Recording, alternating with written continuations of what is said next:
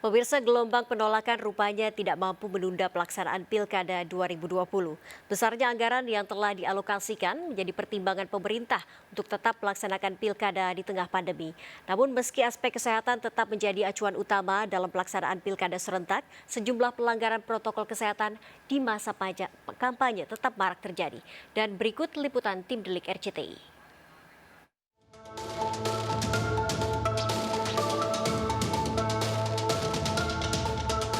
Keputusan pemerintah, DPR, dan penyelenggara pemilihan untuk tidak menunda Pilkada 2020 dinilai tidak sejalan dengan pendapat sejumlah ahli kesehatan terkait kondisi pandemi saat ini. Hal ini dikarenakan dampak penyelenggaraan pemilu di tengah wabah dikhawatirkan justru menjadi sarana penularan COVID-19. Ya sangat clear kok, sangat clear di Perpu itu yang sudah dijadikan undang-undang itu bahwa Pilkada bisa ditunda ketika pandeminya masih tinggi, masih belum melandai.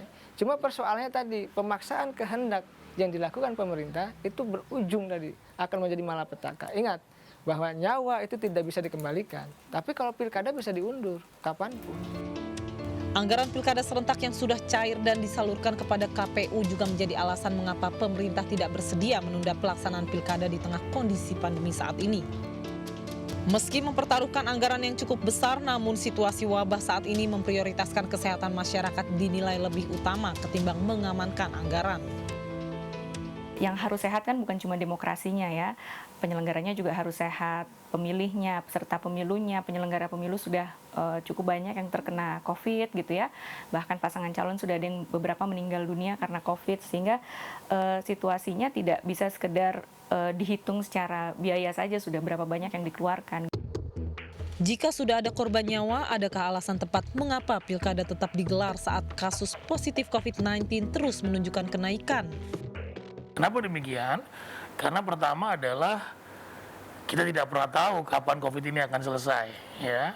Kedua, kami sudah pernah menunda pada bulan Maret 2020. Karena ketika itu pandemik baru saja datang ke negeri kita, gitu kan.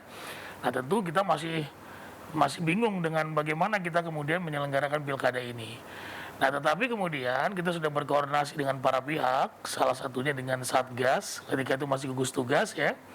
Mereka menyampaikan pilkada bisa dilanjutkan, tetapi dengan penanganan protokol COVID yang ketat. Pilkada serentak 2020 seolah menjadi ajang pertaruhan antara nyawa, biaya, dan kekosongan pemerintahan.